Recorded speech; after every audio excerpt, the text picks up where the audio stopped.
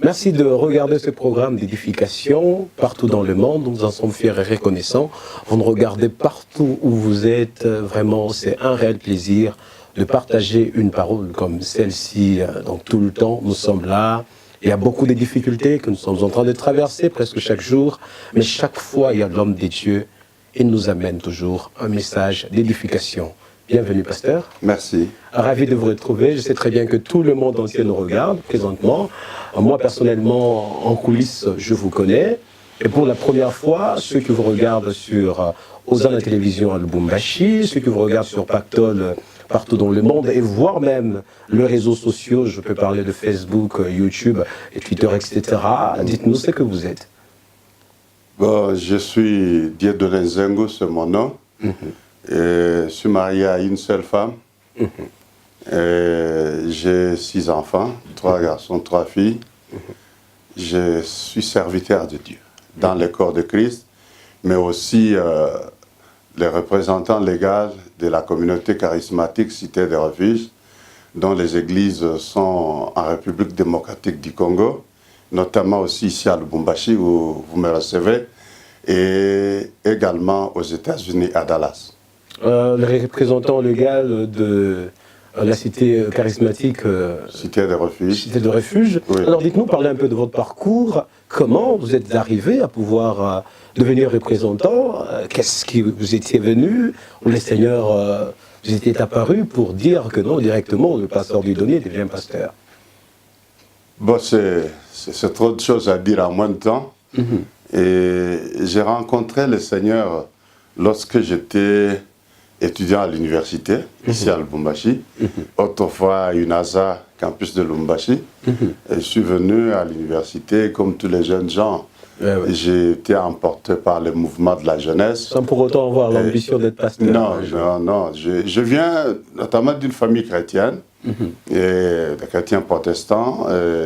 Mon grand-père fut pasteur. Il a un rôle majeur, une part importante dans ce qui a fait que je sois ce que je suis devenu. J'ai observé la chose de Dieu depuis petit enfant, mais je ne connaissais pas le Seigneur.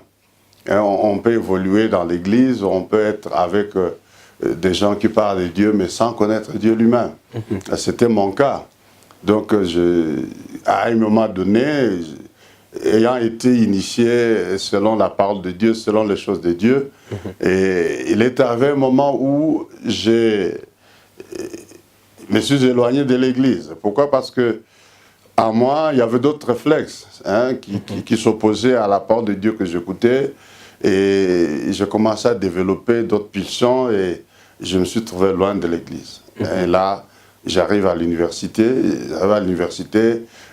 tout jeune que j'étais, et je suis comme quelqu'un qu'on libérait d'une boîte. Je me retrouve trop libre à l'université. Je suis seul, je n'ai personne pour m'instruire, pour me dire que fais-tu, quelle voie suivre. Non, bon. Et je suis dans le mouvement de tous les Kassapars. Et voilà, à notre époque, on a sa bourse. À la fin du mois, vous avez votre argent et vous en faites ce que vous voulez. Et je me suis éloigné davantage de Dieu.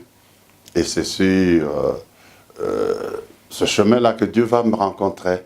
Et mon grand-père, je l'ai rencontré 6 mois avant sa mort. Et il m'a dit qu'il me laissait la Bible.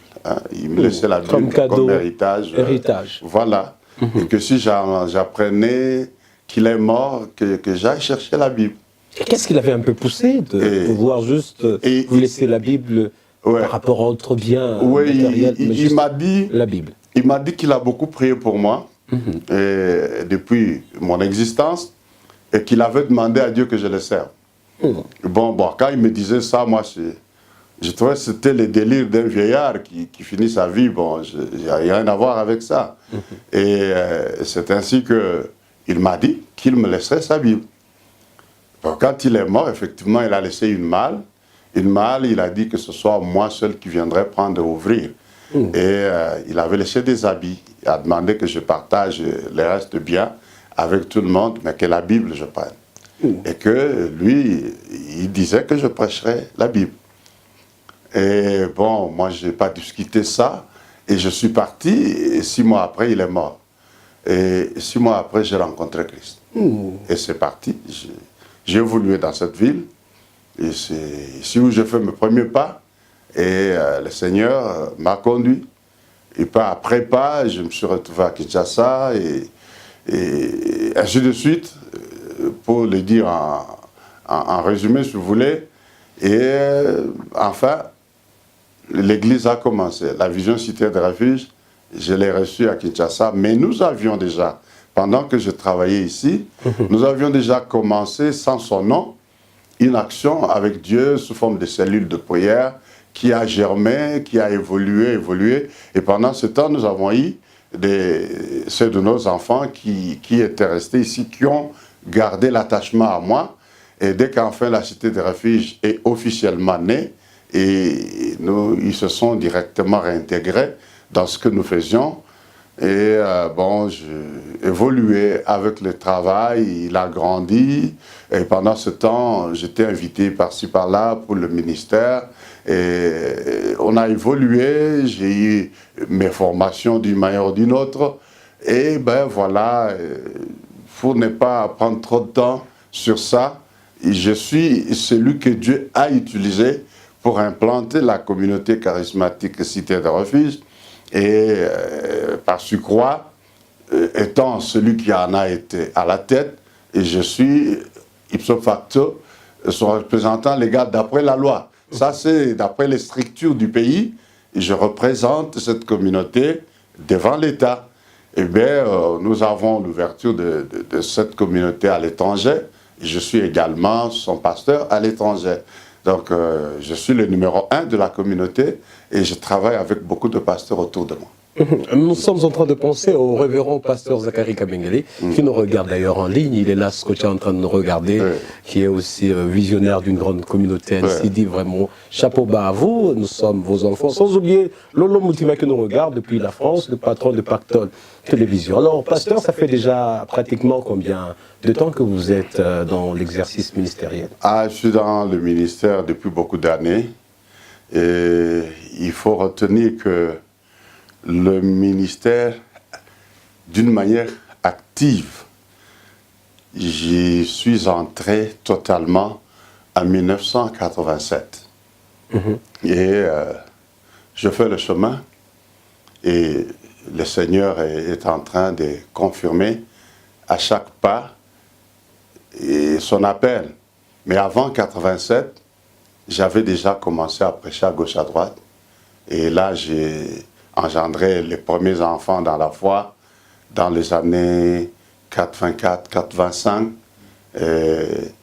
Mais d'une manière active, quittant Lubumbashi pour aller travailler ailleurs et revenir, c'est en 1987.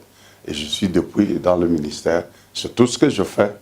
Je travaillais quand j'ai fini les études à l'université.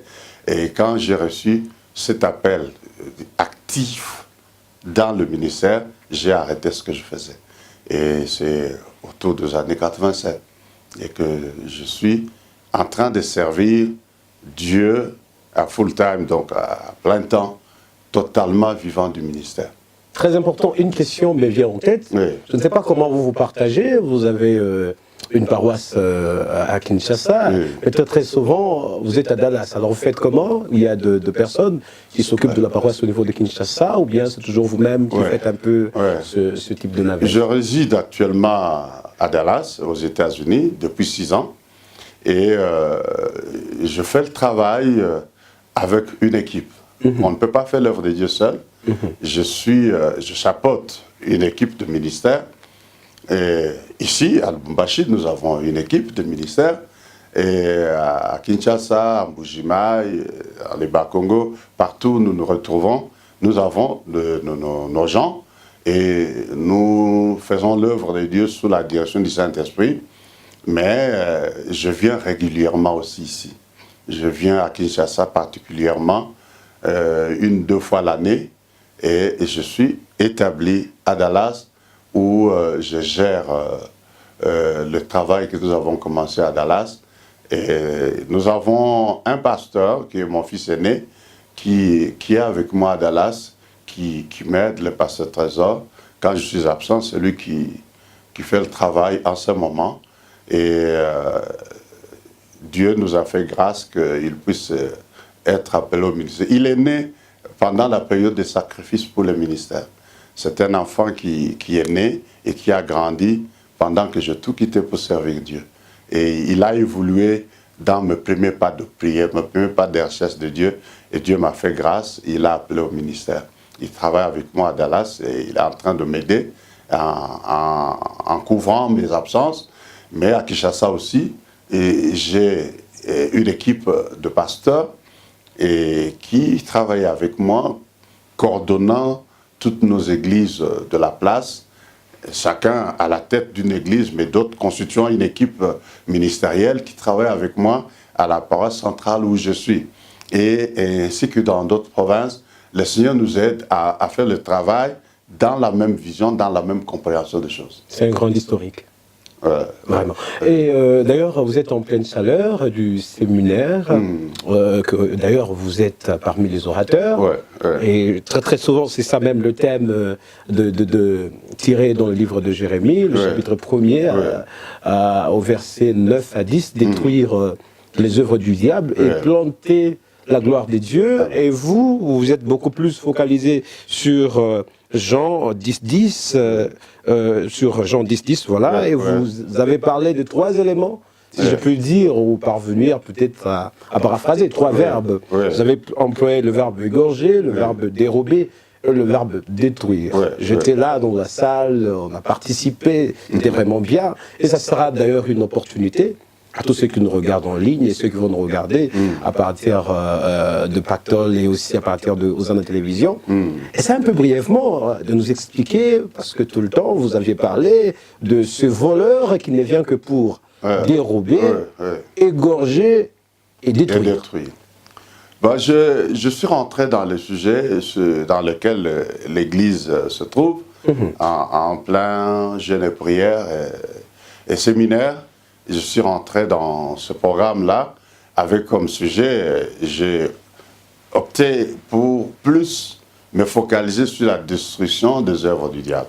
Et Jésus, il est dit, vous l'avez cité dans ce texte que nous avons vu, mais avant cela, j'ai introduit un sujet, le texte qui est dans 1er Jean, chapitre 3, verset 8, et où il est dit que le Fils de Dieu apparut afin de détruire les œuvres du diable. Donc nous comprenons que l'objet même de la venue de Jésus sur cette terre, c'était la destruction des œuvres du diable. Et il faut que nous puissions identifier ces œuvres du diable. Quelles sont ces œuvres? Et c'est Jésus qui en donne la définition. Et il dit dans Jean 10, dont vous avez parlé, il dit, le voleur ne vient que, c'est-à-dire, il ne vient uniquement que pour ça. Il vient pour dérober, il vient pour égorger et il vient pour détruire. Nous avons dit, nous devons comprendre ces œuvres afin de savoir comment les détruire. Alors, dérober, ce texte, dans les textes originaux, il est désigné par le mot grec klepto. Klepto qui donne kleptomanie, kleptomane. Un kleptomane, c'est quelqu'un qui a une sorte de lien de vol. Il peut être riche, il peut avoir autant de biens, mais il peut entrer dans un hôtel et voler une petite cuillère. Il doit voler. Bon, les psychologues parlent de la kleptomanie, nous voyons derrière cela un lien. Donc, il y a quelque chose de spirituel. Alors, le diable, il est présenté dans ce texte par le Seigneur Jésus comme un voleur. Un voleur de ce mot, de la racine klepto, qui veut dire quelqu'un qui vous vole par des moyens rusés, par des façons de manipulation, de manière que vous ne puissiez pas vous en apercevoir. Et il est mieux traduit par ce terme pickpocket. Il y en a dans toutes les grandes villes du monde. Les pickpockets, ce sont des gens, ils peuvent être assis avec toi, ils se cognent à toi et votre porte-monnaie disparaît. Donc, il les fait avec finesse, avec prudence, avec capacité et intelligence, que vous ne vous en apercevrez pas. Et c'est ça que Jésus dit du diable. Il dit, c'est un gars qui n'a comme travail que voler astucieusement, que vous prendre ce qui est à vous d'une manière telle que vous ne vous n'apercevrez pas. Et c'est comme ça qu'il fait ce travail-là. Même celui qui croit être à l'abri, il est capable de devenir victime si ce kleptomane l'approche, le voleur. Donc nous n'avons pas à négliger cette tâche, ce travail du voleur. Et en conséquence, nous devons apprendre à savoir comment le contourner. Et Jésus était déjà allé à la croix pour en finir avec ce travail. Ceux qui se confient en Christ, ceux qui sont en lui, ils ont le pouvoir de résister au voleur, le pouvoir d'arrêter la main du voleur dans son activité. Et le deuxième verbe, c'est le verbe égorger. Égorger qui peut être compris comme ayant comme base le contexte de sacrifice. C'est quelqu'un qui, quand il vous a volé, il veut vous pousser à lui sacrifier ce qui vous reste. Donc, ce que l'on fait avec les sacrifices, lorsque on l'offre à Dieu, on prend la bête, on l'immole, on tue, on sacrifie. L'essence cachée derrière égorger, c'est tuer pour sacrifier. C'est vous pousser à lui laisser ce qui est à vous, à sacrifier ce qui est à vous. Et il vient dans cette méthodologie de malice, des ruses, vous pousser à renoncer, à abandonner ce qui est à vous, à le laisser le sacrifier et le tuer.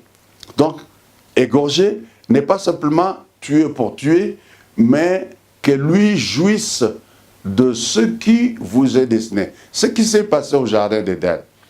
Lorsque le serpent, le diable par le serpent, va parler à la femme, et il lui dit, Dieu sait que le jour où vous mangerez ce fruit, vos yeux s'ouvriront. Il dit, vous ne mourrez pas. Vos yeux s'ouvriront et vous connaîtrez le bien et le mal.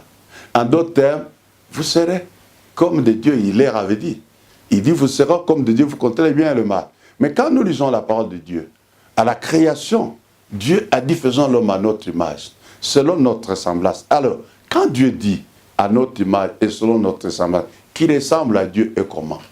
Or, le diable lui propose ce que Dieu avait dit de faire. Il lui dit, vous serez comme des dieux.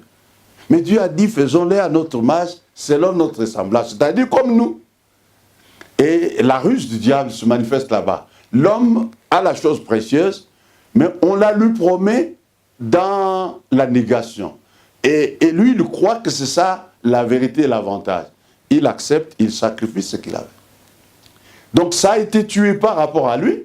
L'homme, spirituellement, est mort. Il a perdu. Il a connu la mort, mais la position qu'il a sacrifiée. Mais c'est l'ennemi qui l'a récupéré. Donc il a sacrifié au diable. Donc l'égorgement qu'il vient faire, la tuerie qu'il vient réaliser, c'est plutôt s'accaparer de ce qui est à vous, de ce qui vous a été donné. Vous le lui sacrifiez, vous l'abandonnez pour lui, et enfin, détruire, il vous anéantit. Il en finit avec vous. Vous demeurez sans valeur, sans importance. Et c'est ça le travail qu'il est venu faire. Mais Jésus, la bonne nouvelle, a apparu afin de détruire les œuvres du diable. Et Jésus, ayant détruit les œuvres du diable, nous, aujourd'hui, nous n'allons pas faire l'œuvre de destruction par notre capacité, mais nous confirmons la destruction des œuvres du diable. Jésus a détruit, et nous, maintenant, nous confirmons que ça a été détruit. Là où il met sa main, il saccage, nous venons, nous arrêtons. Nous arrêtons cette œuvre et nous plantons la gloire de Dieu là où il a planté la mort. La gloire de Dieu là où il a détruit. La gloire de Dieu là où il a volé. Donc Jésus ayant accompli cela, nous devons marcher dans la confirmation de l'œuvre accomplie. Alors, pasteur Dieudonné, comment le chrétien aujourd'hui se retrouve comme des victimes? C'est vrai, Jésus lui-même nous a donné ce pouvoir, il a déjà accompli la grande mission et nous sommes là pour confirmer. Mais bon nombre de chrétiens aujourd'hui, leur vie ne change pas, ils ne voient pas la gloire de Dieu, ils fréquentent les églises. Alors qu'est-ce qui est à la base? Parce que nous sommes là pour confirmer ce que Jésus a déjà accompli. Mais le problème, la vie des gens reste la même. C'est quoi un peu le problème? Non, le problème c'est le chrétien lui-même. Jésus, ce qu'il a fait est réel. Il a tout accompli lorsqu'il a dit tout est accompli. Tout a été accompli. Et le diable a été vaincu, c'est la vérité. Mais le diable, il joue sur l'ignorance. Il ne veut pas que le chrétien découvre la vérité. Et par cette technique des ruses, il vient pour aveugler l'homme. Paul dit, lorsqu'il écrit aux Corinthiens, il dit que si notre évangile est voilé, il est voilé pour ceux dont le Dieu de ce cycle a aveuglé l'intelligence, pour qu'ils ne puissent voir briller la gloire de Dieu sur le Fils de l'homme. Donc le diable fera tout pour que l'information n'atteigne pas les gens. Il est dit dans les Écritures, mon peuple est détruit, mon peuple périt par faute de connaissance. Et dans le texte qui dit ainsi, le Seigneur en veut au sacrificateur, il en veut à l'encadreur de son peuple. Il dit, si mon peuple est détruit, si mon peuple périt, c'est parce que les sacrificateurs chargés de lui enseigner la loi ne l'ont pas enseigné. Et Dieu dit, j'en vais au sacrificateur. Est-ce qu'il y a une sorte d'enseignement pour que l'audimat puisse... L'enseignement, c'est simplement la parole de Dieu qui est la vérité. L'évangile nous révèle qui nous sommes, nous révèle qu'est-ce qui a été fait pour que nous ayons notre identité. Nous avons une identité qui est céleste. Nous sommes sur la terre, mais spirituellement des citoyens célestes, et nous devons jouir de tous nos avantages, de toute notre vie, en tant qu'enfants de Dieu, en tant qu'habitants du ciel. Nous devons, tout en étant sur la terre, vivre selon que nous sommes au ciel. Et bien voilà, beaucoup de chrétiens ne comprennent pas exactement qu'est-ce qu'est leur vie. Le chrétien, il est une personne qui a double vie.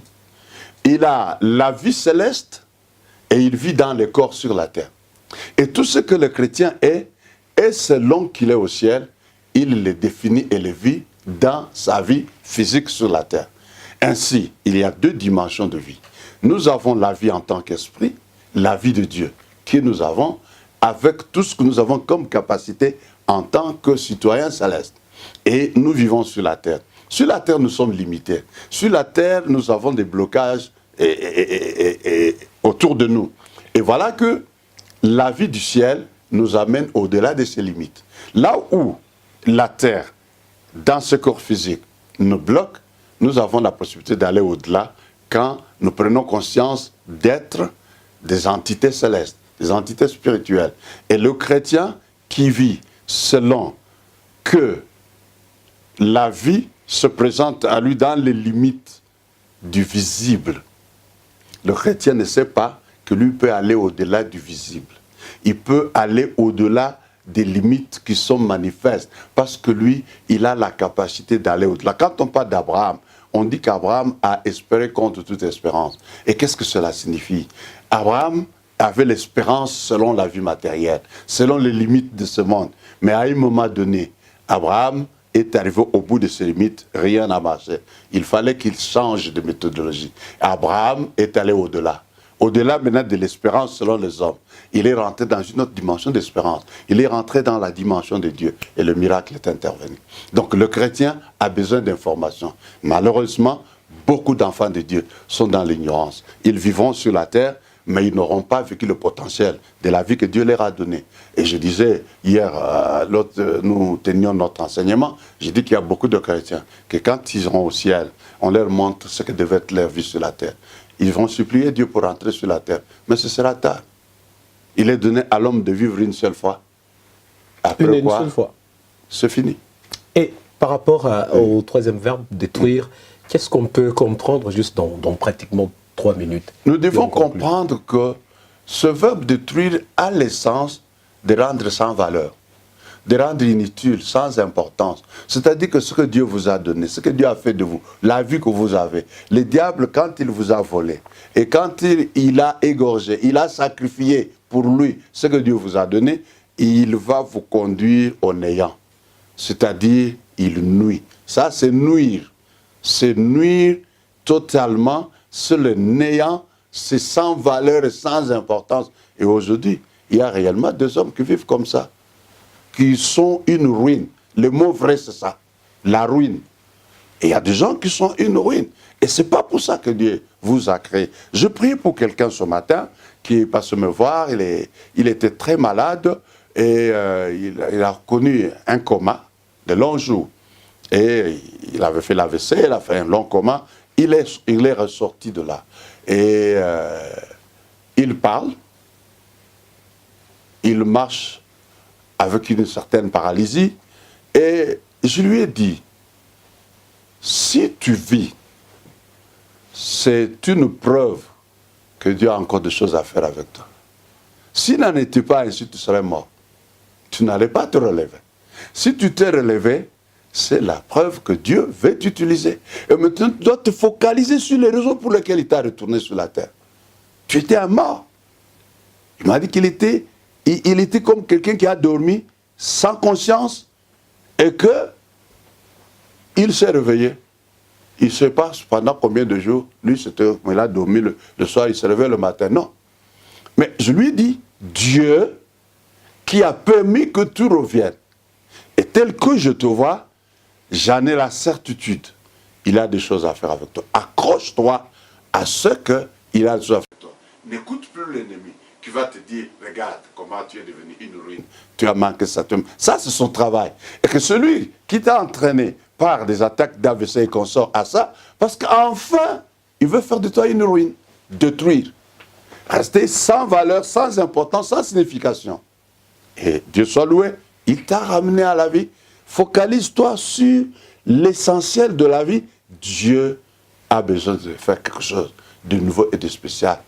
Ta restauration et la vision de Dieu. Donc c'est cela. Le diable, quand il t'enferme dans une condition, il veut que tu sortes de tout rêve, tu sortes de toute possibilité d'espérance, tu sortes de tout. Tu deviens une ruine. Et toi-même, tu commences à clamer la mort. Mieux vaut mourir. Pourquoi exister de telle façon? Ce n'est pas la vision de Dieu. Le diable, il vient faire ça. Et quand il convainc quelqu'un d'être devenu une ruine, c'est devenu, c'est définitivement clôturé. Il est une ruine, à moins qu'il change la pensée. En s'accrochant à la parole de Dieu, en comprenant la vision de Dieu, il va se relever et il va vivre et il va accomplir les œuvres de l'Éternel. Donc c'est cela, nous avons besoin de savoir que le diable est un menteur. Quand il viendra que pour mentir, il viendra pour voler, dérober, il va détruire, c'est-à-dire amener à la ruine totale. Mais Jésus a déjà tout réglé à la croix. Il a apparu dans le passé afin de détruire les œuvres du diable. Les œuvres du diable ayant été détruites, notre travail est de reconfirmer chaque jour le diable vaincu, le diable détruit. Je dis toujours aux gens que la vie chrétienne, elle est comme un match en différé. Pendant que nos léopards ont joué un match contre l'équipe X et qu'ils ont gagné ce match à 2-1.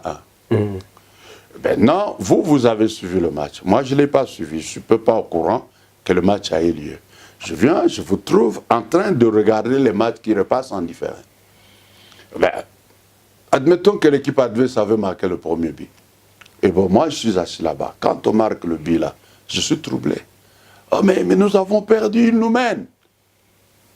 Et nous, on se bat jusqu'à la mi-temps, 1-0. Et on reprend, il dribble jusqu'à notre gardien. Mais vous connaissez le score final. Vous avez suivi le match. Qui sera troublé en regardant ce match-là? C'est vous qui regardez en différé? Voilà, moi qui regarde sans l'avoir vu, je crois que c'est ça le match tel qu'il était. Mais vous qui l'avez déjà vu, quand il s'est joué, vous êtes tranquille. Je vais même m'étonner êtes tranquille alors que nous sommes menés. Vous dites, nous connaissons le score. Et c'est ça notre problème. Nous connaissons le score. Et le diable ne veut pas que des gens connaissent le score. Les gens vivent comme s'il faut rééditer l'œuvre de la croix. Non, nous ne rééditons pas l'œuvre de la croix.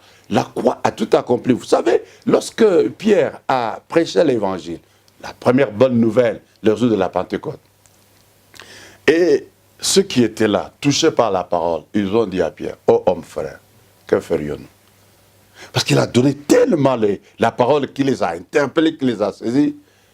Et Pierre a compris leur question. Pour eux, il faut nous dire des séries de choses à faire. Mais pour Pierre, il n'y avait plus rien à faire. Il leur a dit, convertissez-vous donc et répentez-vous. On arrête carrément parce que c'est vraiment un long sujet. Oui. Je sais très bien que le temps nous est imparti. Oui. Dimanche, vous aurez clôturé la nouvelle cité de David. Ouais. Je sais très bien que ceux qui nous regardent à partir de réseaux sociaux et qui nous regardent à partir de J'en la invite télévision. plusieurs qui sont sur Lubumbashi, qu'ils viennent, nous allons clôturer. Dieu qui a été avec nous va nous amener encore plus loin. Là, c'est très important. Il faut que nous reprenions le deuxième numéro par rapport à ce débat. Et il faut que bon nombre de gens parviennent à comprendre. Merci de regarder ce programme. On se retrouve très, très prochainement avec le même et réel plaisir. Merci, homme de Dieu. Je vous en prie. On est là. Je vous en prie. Au revoir.